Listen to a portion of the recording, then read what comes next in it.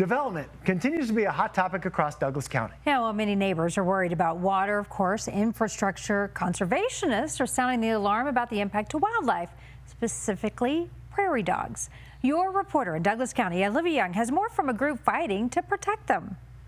Nearly a decade ago, these prairie dogs were relocated from what is now the Promenade Mall in Castle Rock. Put them in your backyard then, you know, or it's like I have, and I'm very happy that I did. Deanna Meyer saved about a fifth of that prairie dog colony from extermination by bringing them to her land. It was a big battle to get these prairie dogs up here. This was the only place we had. While the land is higher than their traditional habitat, the prairie dogs have now thrived for 8 generations. And it has definitely benefited this land. We see so many golden eagles and bald eagles. Also, the grasses have become super diversified. Meyer runs Prairie Protection Colorado, a nonprofit that advocates for the keystone species. Without them, the grassland community is not going to be healthy. But biologists estimate prairie dogs have lost 98% of their habitat to development.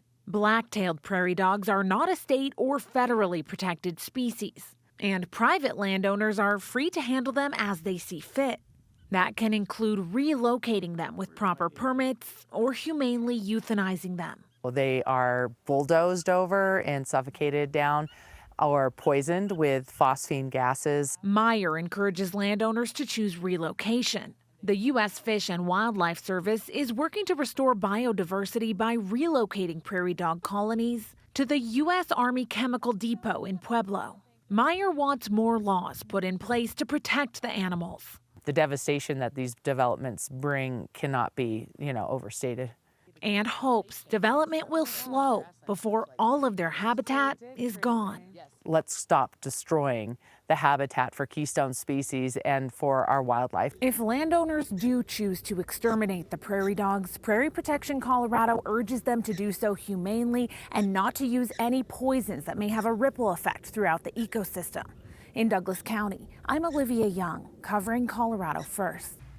Olivia grew up in Douglas County, wants to hear from you about stories impacting neighborhoods all across that area. So reach out to her, call our tip line 303-863-TIPS, and you can always contact her through cbscolorado.com.